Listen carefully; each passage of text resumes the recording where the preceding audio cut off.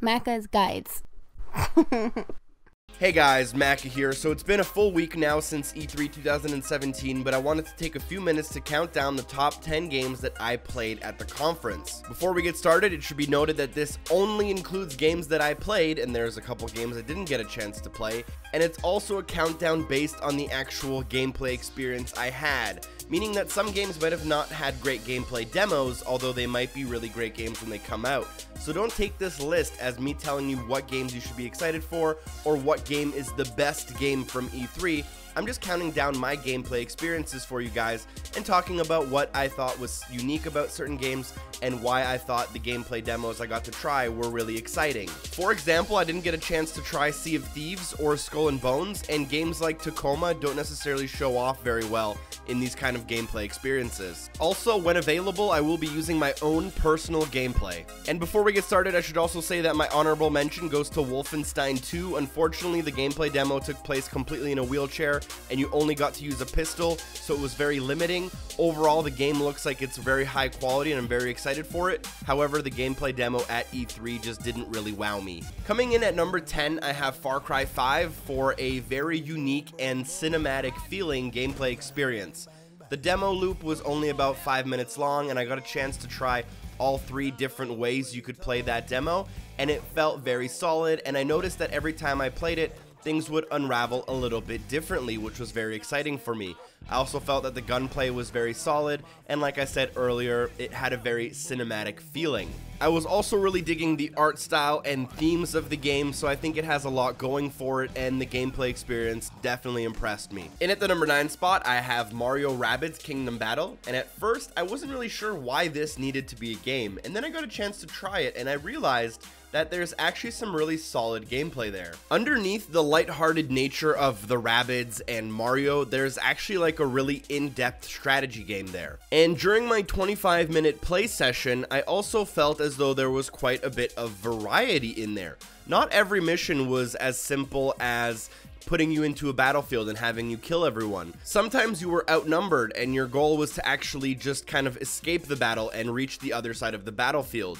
You also have all these pipes that you can use to navigate around the battlefield in different ways. You can kick each other in order to get each other further across the battlefield. You take cover, you can destroy that cover. There's power-ups and all these different things you can earn. And it's actually quite interesting, and it got my attention, and it's something that I actually think I could enjoy, and also something that I think a lot of younger people could enjoy as well, and it could definitely be like a barrier to entry into gaming for them. And at the number 8 spot, I have LawBreakers for bringing a old school, fast-paced arena shooter to consoles. I made a full video about this game going a little more in depth, but I was quite surprised with how easy it was to control, how fluid it felt, how well it played, and how solid of a shooter it was while playing with a controller. Next up, at the number 7 spot, I have Call of Duty World War II, and this game actually surprised me mostly because of the new war game type, which actually made Call of Duty feel like a completely new experience to me. Now, don't get me wrong, the gameplay is still undoubtedly Call of Duty and has all of the Call of Duty feeling that you're probably used to by now.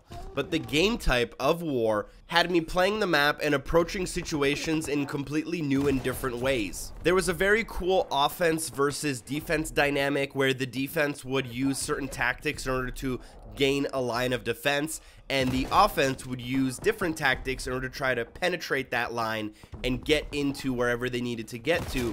So there would be a lot of different tactics that you wouldn't normally see in a Call of Duty game, like smoke grenades, gas grenades, sniping from certain angles but not for the whole game, and switching up your weapons and classes based on the actual combat and the scenario of the battles. As a defender, I really enjoyed setting up shop in a window and knowing where my enemy was going to come from. But at the same time, on offense, I truly enjoyed trying to get a really good flank on the enemy team and taking out 3 or 4 people at the same time while my team rushed up a hill. Honestly, I think this game type has a lot of potential, even though we've seen very similar game types in other games before. I'm excited to try it out with that Call of Duty feel. And by the way, for those wondering, my boots literally never left the ground. In at the number 6 position, I have Absolver, which I believe is one-on-one combat-focused online martial arts done to the fullest potential. Now, as soon as I saw gameplay of this game, I knew it would be right up my alley and that I would really enjoy it, but it actually surpassed my expectations by quite a bit, because it's actually way more involved, way more in-depth, and feels way more fluid than I thought it would. And there's way more options there if you're trying to play this game competitively than I thought there could be. This is truly an easy to play but hard to master game, and there are so many options when you're trying to figure out your own combos here.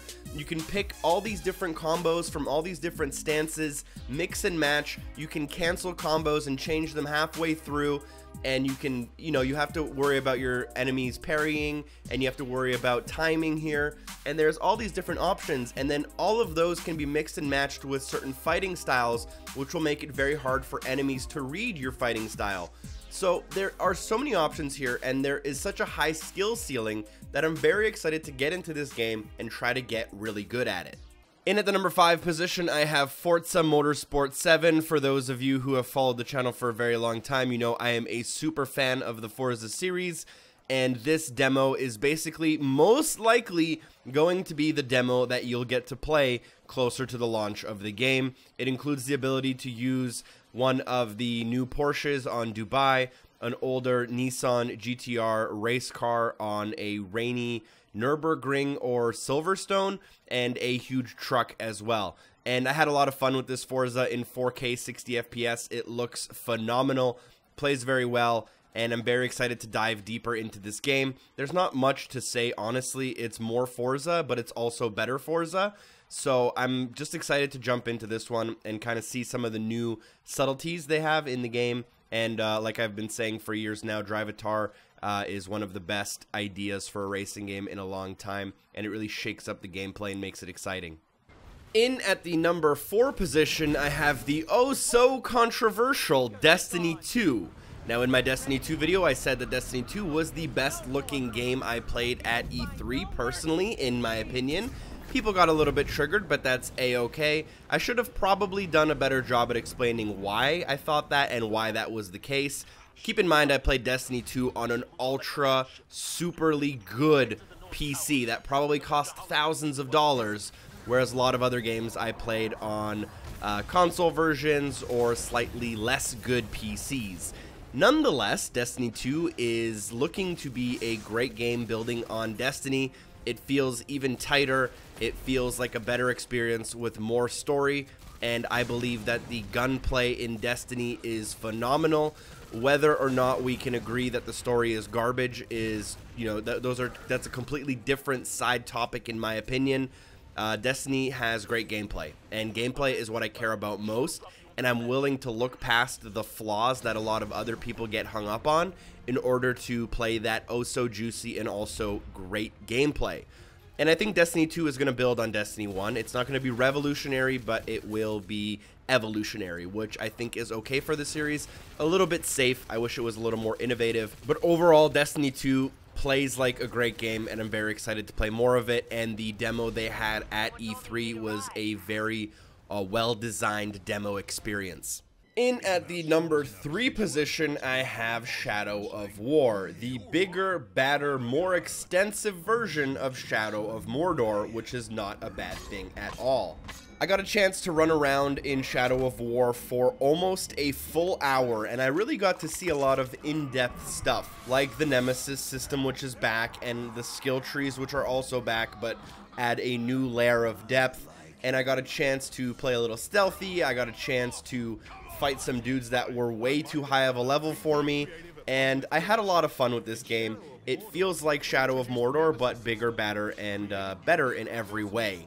And it's also very nice to look at, which doesn't hurt. There was also some randomly generated dialogue, which was pretty cool to see in action. And I learned a ton about this game, and I'm very excited to jump into the full release, play the game from the beginning to learn all of the core mechanics, from the very start, and then build my character up into the superhuman version of the character that I want to play. Regardless, the combat was very satisfying and tactile, the stealth played off well, and I felt like the superhero badass that I wanted to feel like, while still maintaining a level of challenge. In at the number 2 position, the second best game that I played at E3 2017 is Mario Odyssey. Now, I was a huge Super Mario 64 fan growing up as a child, and this gave me some serious nostalgia vibes. I got the chance to experience this game for 20 minutes, and around every corner was surprise and just flat out fun. The idea of using your hat as a weapon and having the ability to embody other people or objects seems like a little bit of a gimmick, but when it's turned into gameplay, it actually translates exceptionally well. Now, I've played a lot of Mario games in my life, and I still think that Super Mario 64 will be the greatest Mario game of all time, and I haven't necessarily been a fan of some of the more recent ones, and maybe it's a little bit of the buzz of the nostalgia kicking in, but I honestly feel like this is going to be one of the best Mario games of all time. Obviously, I saw a 20-minute chunk, and that chunk probably had some of the best bits in it, so it'll be interesting to see how the full game feels, but as a gameplay demo, this is about as good as it gets in my opinion. And keep in mind, this is all in a game that is by no means innovative or revolutionary. It's pretty basic actually. But in terms of a densely packed open world with just fun stuff to do, it doesn't really get much better than this. The one thing I should mention though was that I was not a fan of the motion controls, and I thought the controls could have been a little sharper in general. And last but not least, my number 1 game from E3 2017 was none other than Assassin's Creed Origins. And oh boy, was I impressed by this game. Now, the masses have spoken, and the last few entries in the Assassin's Creed franchise have not cut it. However, there have been a lot of new game mechanics added that feel very familiar from other games, but it's definitely worked out for the best interest of the franchise. I got a lot of vibes from Metal Gear Solid 5, one of my favorite games of all time. I also got a lot of vibes from Horizon Zero Dawn, an excellent game that I played this year.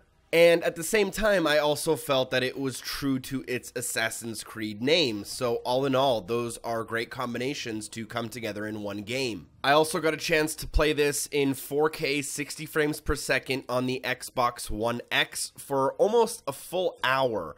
And I must say that I was impressed for the whole time I played.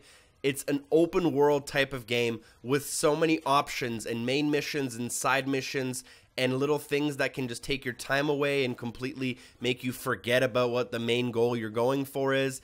And it's just a great world to get lost in. The cinematics played well, the story was well told, and the whole Egyptian vibe that they were going for felt very authentic. Within 5 to 10 minutes, I felt completely engrossed into the world of Assassin's Creed Origins. Out of all of the gameplay demos that I played at E3 2017, and there was probably around 25 to 30 of them, this is the one game that stood out the most, and the one game that I'm the most excited for when it finally launches. I really think that this game will be worth the wait. I think that Assassin's Creed diehards will be delighted, and I think that people who have shied away from the series recently should definitely give this game a try based on what I played.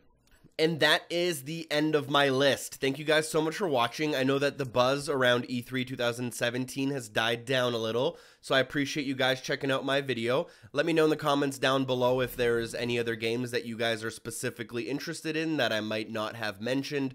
Again, there's a lot of games I would have loved to try but didn't get a chance to, and a lot of games on PlayStation that I didn't get to play at all, unfortunately.